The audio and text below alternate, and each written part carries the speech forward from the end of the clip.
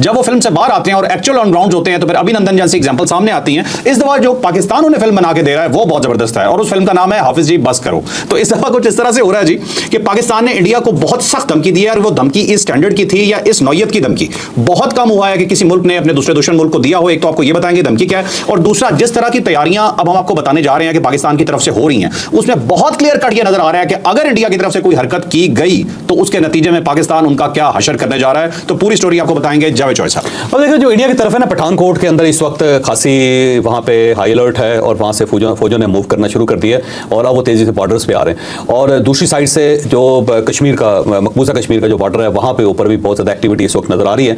हमारे साइड से भी बहुत एक्टिविटीज़ है और यहाँ पे हमारी जो फौज है वो पहले ही अलर्ट थी लेकिन अब मजीद अलर्ट हो गई। और हमारा ख्याल ये है कि अगर इंडिया ने कोई हरकत की तो उड़ी सेक्टर जो मकबूजा कश्मीर का है, यानी कि हमारा जो आज़ाद कश्मीर की साइड से, तो वहाँ पे को खदशा है कि किसी वक्त भी इंडिया पाकिस्तान की हदूद में दाखिल होने की कोशिश कर सकता है या आज़ाद कश्मीर के अंदर पाँव रख सकता है। तो उसके लिए तैयारियाँ जो ना हमारी पूरी हो चुकी हैं। फिर इसके साथ साथ जो साउथ पंजाब है वहाँ पे कुछ सेंसिटिविटी है जो जहाँ पे ज़ाहिर हमेशा जब भी जंग होती है तो वहाँ से कुछ ना कुछ गड़बड़ करने की कोशिश की जाती है इंडिया की तरफ से। तो वहाँ पे हमारी जो फौज है उसने मूव कर दिया है और एक डिफेंस लाइन पे पहुँच गई है जहाँ से उसने डिफेंस पाकिस्तान को करना होता है। और इसके साथ साथ जो हमारे जंगी तैयारे हैं उसमें उनको उतारने के लिए मोटरवे जो है वो 2 जगहों से क्लियर कर दी गई है। तो अब 2 जगह ऐसी हैं जहाँ पे हमने पहले से बंदोबस्त किया हुआ था कि जब भी ऐसी सूरत हो तो डिवाइडर्स हमने उठाने। तो एक आप पेशावर मोटरवे की तरफ चले जाओ तो वहाँ पे एक बंदोबस्त है हमारा। लोकेशन तो हमें पता है ज़ाहिर हम बता नहीं सकते इस वक्त। और वहाँ से डिवाइडर्स हटा दिए गए और वहाँ पे रोड जो है वो दोनों रोड्स अब बराबर हैं और वहाँ बड़ी आसानी से तैयारा उतारे भी जा सकते हैं और वहाँ से टेक ऑफ भी कर सकते हैं। और इसके साथ साथ अगर आप लाहौर की तरफ जाएँ तो यूँ ही आप ये जो इस्लामाबाद की और ये सारी पहाड़ियाँ गुजरती हैं और उसके बाद जब एक रवां किस्म का एक सड़क आती है तो वहाँ से भी डिवाइडर्स उठा दिए गए। तो 2 हमारे पॉइंट्स हैं इस साइड पे। और उसके बाद आगे मुल्तान की साइड पे बहुत सारी जगह ऐसी हैं कि जहाँ पे आप तैयारे उतार सकते हैं और वहाँ से टेक ऑफ भी कर सकते हैं। तो वो डिवाइडर्स उठा दिए गए हैं ताकि किसी वक्त कोई भी सूरत अगर इस टाइप की पैदा हो तो फौरी तौर पर यहाँ से जहाज़ों को मूव किया जा सके और जो बॉर्डर्स है उसकी तरफ जाया जा सके।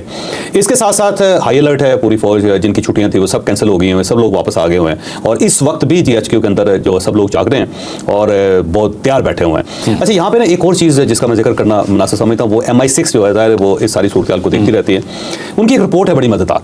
वो रिपोर्ट ये है कि उन्होंने कहा है कि ये जो जनरल आसिम मनीर है ना, इसके होते हुए अगर इंडिया ने कोई गड़बड़ की तो ये बहुत इनको भारी पड़ जाएगा क्योंकि ये बंदा बिल्कुल मुख्तलिफ है और ये जो बड़ा क्लियर है, इसका कॉन्शियस बड़ा क्लियर है। और अगर मोदी ने इस वक्त गड़बड़ की तो इसको बड़े मुंह की खानी पड़ेगी क्योंकि ये 6 गुना ज़्यादा फोर्स के साथ रिटेलिएट करेगा। ये खामोशी बैठेगा। ये यूके की एजेंसी कह रही है और उसने अपने लोगों को भी कहना शुरू कर दिया। बल्कि अब तो सोशल मीडिया के ऊपर भी चलना शुरू हुआ है। कुछ लोग जो हमारे दोस्त हैं उन्होंने भी ट्वीट्स करनी शुरू कर दी है। ये बेसिकली जो इंग्लैंड की हाई कमीशन है ये उस तरफ से यहाँ से खबरें निकलनी शुरू हुई हैं कि हमारी रीडिंग ये है कि अगर कोई गड़बड़ मोदी ने की तो उसको बड़ी भारी पड़ेगी क्योंकि इस साइड से जो क़यादत है वो डिफरेंट है। यानी कि जनरल कमर जावेद बाजवा साहब जो थे वो डिफरेंट आदमी थे। वो चाहते थे इंडिया और पाकिस्तान के दरमियान ताल्लुकात ठीक होने चाहिए और जब भी कोई इस टाइप की सूरत होती थी तो वो मामला को ठंडा करने की कोशिश करते थे। उनका विजन मुख्तलिफ था। वो समझते थे पूरा रीजन जो है उसने मिल के तरक्की करनी है और अगर हम इंडिया के साथ अपने ताल्लुकात ठीक करेंगे तो फिर ही हम बेहतर तौर पर परफॉर्म कर सकते हैं।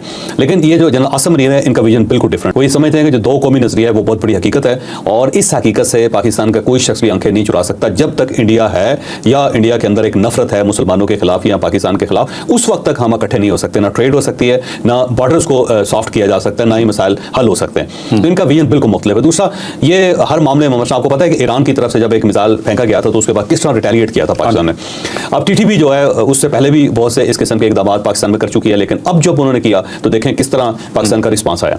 यहाँ पे इवन सर्जिकल स्ट्राइक्स ही वहाँ पे जाके की गई। फिर यहाँ जितने महाजरीन थे उन सबको इकट्ठा करके बॉर्डर की तरफ धकेल दिया गया और अब अफगानिस्तान पाकिस्तान के साथ मामला सेटल करने पे राजी हुआ है। और इसी तरह देखें जब इंडिया की तरफ से कल जो बयान आया था उनके तर्जुमान ने, जो दफ्तर खारजा के तर्जुमान ने पाबंदियां लगाई पाकिस्तान के ऊपर, तो पाकिस्तान की तरफ से जो हमारी तरफ से जो आज बयान किया है वो ज़्यादा खौफनाक है। उसके अंदर तो सीधा सीधा धमकी है ना कि अगर आपने पानी रोकें तो उसके बाद देखिए हम करते क्या। एक्ट ऑफ वॉर है। फिर शिमला मुआहिदा जो है वो पाकिस्तान ने कहा जी बिल्कुल इसको तो हम खत्म कर देंगे। अब शिमला मुआहिदा खत्म करने का मतलब ये है कि LOC खत्म हो जाएगी और ये सीज फायर लाइन हो जाएगी। जब सीज फायर लाइन हो जाएगी तो फिर हम तो आगे जा सकते हैं, 400 किलोमीटर आगे जा सकते हैं क्योंकि वो सीज फायर लाइन थी ना, बॉर्डर तो था नहीं, LOC तो नहीं है ना जी।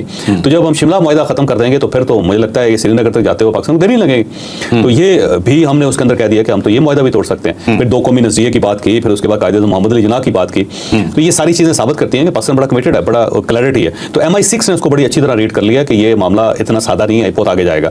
और दूसरी साइड पे जो रीडिंग है वो मोदी के बारे में रीडिंग है कि उनकी बेइज्जती इतनी ज़्यादा हो चुकी है कि अब अगर वो पीछे हटते हैं तो फिर वो जो कहते थे ना कि हम सुपर पावर हैं और हम सुपर पावर बनते जा रहे हैं, हम बहुत बड़ी इकोनॉमिक पावर रहे हैं, हमने चाइना को लपेट देना है और दुनिया में सिर्फ 2-4 सुपर पावर्स ही होंगे जिसके अंदर इंडिया भी होगा। तो उनका ये जो तासुर है उसको धचका लगा है, क्योंकि उनका ख्याल ये था कि पहलगाम का वाकया हुआ है और अब हम पाकिस्तान के ऊपर पाबंदी लगाएंगे तो ज़्यादा से ज़्यादा ये करेंगे, फ़ज़ाई हदूद बंद कर देंगे, कहेंगे जी आपके जहाज़ यहाँ से नहीं उड़ सकते। लेकिन जो पाकिस्तान का रिस्पांस था ये उससे ज़्यादा बढ़कर है। ठीक है कि आप देखें हमने बॉर्डर्स भी बंद किए, हमने वीज़े भी मनसूख किए, हमने सिवाय सिखों के, जो मैंने कल के हमने व्लॉग में कहा था कि सिखों को हम नहीं टच करेंगे, उनको नहीं, उनको कहेंगे रहें आप, और सिर्फ जो इंडियंस बाकी जो नेशनलिटीज़ उनको कहेंगे जी आप पैकअप करें और जाएं। तो वो भी हो गया। और साथ साथ हमने ये भी कहा कि अगर आपने पानी बंद किया तो एक्ट ऑफ वार होगा, फिर हम इसको जंग समझेंगे और फिर हम आपके डैम्स भी नहीं छोड़ेंगे। ठीक है, तो इस टाइप की जो पाकिस्तान की तरफ से रिस्पांस है ना वो टू मच है। ठीक है, बकौल इंडियंस के इंडिया एक्सपेक्ट ही नहीं कर रहा था, ये उनके लिए टू मच है और पाकिस्तान बड़ा कमिटेड है और देखें 1 इंच पीछे नहीं हट रहा। और साथ साथ ख्वाजा आसफ ने धमकी लगा दी कि अगर हमारा कोई शहरी अगर आपने मारने की कोशिश की, कत्ल करने की कोशिश की, यहाँ पे हमला करने की कोशिश की तो आपके शहरी भी इत्मीनान से नहीं रह सकेंगे, महफूज नहीं रहेंगे। उससे पहले आप देख लें कि जो लोग कश्मीर जिहाद के अंदर इन्वॉल्व थे और उनको ढूंढ ढूंढ के इन्होंने पाकिस्तान के अंदर राने कत्ल किया है, लेकिन उस वक्त पाकिस्तान खामोश रहा है। मेरा ख्याल है उस वक्त भी पाकिस्तान को बोलना चाहिए था, लेकिन अब जो रिस्पांस आ रहा है ना वो रिस्पांस बड़ा खौफनाक है। तो मुझे लगता है कि इंडिया जो पीछे अगर हटेगा तो उसके लिए आसान नहीं होगा, और अगर इंडिया आगे बढ़ता है तो पाकिस्तान ने रिस्पांस करना ही करना है, अब पाकिस्तान चुप नहीं रहेगा और ये जो रिस्पांस होगा ज़्यादा खौफनाक होगा। तो इस वक्त जो है ना जंग की सूरत हाल है, बॉर्डर्स इस वक्त गर्म है और तैयारी इस साइड से भी है, तैयारी उस साइड से भी है। अच्छा चौधरी साहब, ये बयान में दोबारा थोड़ा डिस्कस करना चाहता हूँ। उन्होंने कहा कि पाकिस्तान का एक शहरी भी अगर शहीद हुआ, वज़ीर दिफा कह रहे हैं पाकिस्तान के, तो इंडिया के शहरी भी महफूज नहीं रहेंगे। बहुत सख्त बयान है। और उसके बाद इंडिया ने लेटर लिख दिया है जिसके अंदर उन्होंने सिंतास मुआहदे की सस्पेंशन का सदा कह दिया और पाकिस्तान ने कह दिया कि ये एक्ट ऑफ वॉर होगा। तो ऐलान जंग तो इंडिया ने ऑलमोस्ट कर दिया है, जो वर्बली तो भी चल रहा है, लेकिन ऑन ग्राउंड आपको लग रहा है कि वाकई जंग होने जा रही है? मेरा ख्याल है कि कुछ ना कुछ होगा। अब इतनी आसानी से दोनों पीछे नहीं हटेंगे ना, मोदी हट सकता है इस वक्त क्योंकि वो हाइप इतनी क्रिएट कर दी है उसने कि अगर वो खामोश रहता है तो उसकी रिट खत्म हो जाएगी और इंडिया की बेइज्जती बहुत हुई है। वो समझते थे कि हम माचू मैन हैं, हम कुछ भी कर सकते हैं। दूसरा, पाकिस्तान जो है वो भी अब बहुत आगे जा चुका है और पाकिस्तान ने भी कह दिया कि अगर आपने ये कर लिया तो फिर उसके बाद आपको नतीजा भुगतना पड़ेगा। तो मुझे लगता है कि पाकिस्तान पीछे हटेगा या इंडिया पीछे हटेगा। अलबत्ता ये है कि फुल फ्लैज वार जो है ना वो ऑप्शन नहीं है, क्योंकि दोनों न्यूक्लियर पावर्स हैं और ना पाकिस्तान अफोर्ड कर सकता है ना इंडिया अफोर्ड कर सकता है। इंडिया बल्कि ज़्यादा वीकर पॉइंट पे है इस वक्त। उसकी वजह यह है कि उसकी इकॉनमी बड़ी है और वहाँ पे तो सारे इंटरनेशनल कंपनीज, मल्टीनेशनल कंपनीज इतनी ज़्यादा काम कर रही हैं। वहाँ पे अगर उन्होंने जंग स्टार्ट कर दी तो उनकी इकॉनमी बैठ जाएगी, क्योंकि पाकिस्तान के पास तो होने के लिए कुछ भी नहीं ना जी, हमारी इकॉनमी पहले से सक्रिय है, मजीद नीचे कहाँ जाना है इसमें। इंडिया जो है ना वो बैठ जाएगा और वो जो उन्होंने बड़ी कोशिश करके 20-25 साल लगा के वो इस लेवल पे पहुंचे थे, उनको वहाँ से जीरो होते हुए ज़्यादा देर नहीं लगेगी। और इंडियन इस सेंसिटिविटी से वाकिफ है, उनको पता है कि इसका क्या नतीजा निकलेगा। वहाँ सारे गोरे गायब हो जाएंगे, वो फैक्ट्रियाँ बंद हो जाएंगी और इंडिया को उसमें ज़्यादा नुकसान है, इसलिए वो बड़ा फूंक फूंक पे कदम रखेगा। लेकिन ये फिर मैं कहता हूँ कि इंडिया की बेइज्जती ज़्यादा हुई है। उसका ख्याल ये था कि मैं धमकी दूंगा, पाकिस्तान सैम कैचअप करके बैठ जाएगा, लेकिन पाकिस्तान ने जो रिस्पांस किया है उससे इंडियन बहुत ज़्यादा परेशान है। अब वो कुछ ना कुछ करने की कोशिश करेंगे और पाकिस्तान उसका ठीक जवाब देगा, बिल्कुल सीधा जवाब देगा जिस तरह 2019 में दिया था। तो इंडिया को बहुत कुछ खोना पड़ेगा। लेकिन इस दौरान 3 मुल्क हैं जो बहुत एक्टिव हैं इस वक्त। इंग्लैंड की तरफ से बहुत एक्टिविटी है, फिर जो फ्रांस है वो एक्टिव हुआ है, फिर अमेरिकन इस वक्त एक्टिव हुआ है। तो तीनों एम्बेसीज जो हैं वो पाकिस्तान के अंदर भी एक्टिव है और इंडिया की तरफ भी एक्टिव है और वो कोशिश कर रहे हैं कि इस मामले को ठंडा किया जाए। उसकी बुनियादी वजह यह है कि इस वक्त अमेरिका हो या फ्रांस हो या फिर उसके बाद बरतानिया, ये चाह रहे हैं कि रशिया को कंट्रोल किया जाए, क्योंकि यूक्रेन के अंदर उसने अटैक कर रहा है और उसने यूक्रेन को बर्बाद कर दिया।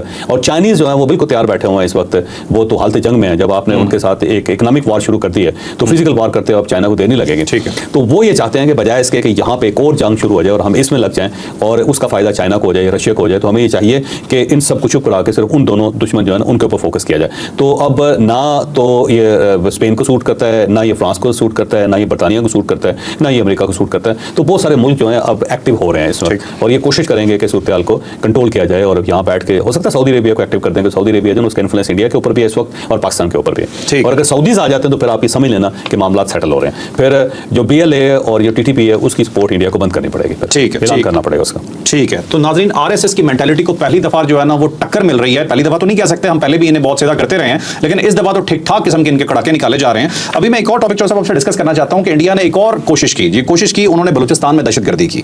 4 जैकेट्स जो थी ना वो गंद में से बरामद हुई, कूड़े में से बरामद हुई, लेकिन इस दफा पाकिस्तान को पता चल गया। तो हरकतें वो अपनी जारी रखे हुए हैं, लेकिन उसके बावजूद अब पाकिस्तान पहले ज्यादा अलर्ट है और इनकी कोई चीज कामयाब नहीं होने दे रहा। आपको लगता है कि जो वजीर दिफा ने भी बोला है कि भाई हमारे पास खबर है कि पाकिस्तान के किसी शहर में ये अटैक करने की कोशिश कर सकते हैं, मिसाइल फेंकने का इनका है इरादा, मिसाइल वगैरह फेंकने का इरादा है और वो ये कहेंगे देखिए ये लश्कर तैयबा का जो था ना हम सेंटर हमने उड़ा दिया, या ये दहशतगर्दों का कैंप था जहाँ पे ट्रेनिंग होती थी ये हमने खत्म कर दिया। इस टाइप की जो हरकत है वो कर सकते हैं। वो आज़ाद कश्मीर के अंदर भी कर सकते हैं और पंजाब के किसी इलाके के अंदर भी ये कर सकते हैं। और पाकिस्तान जो है उसे ये फील होता है, हमारी जो रिपोर्ट है वो यही है कि मिसाइल अटैक जो है ना पाकिस्तान के ऊपर हो सकता है।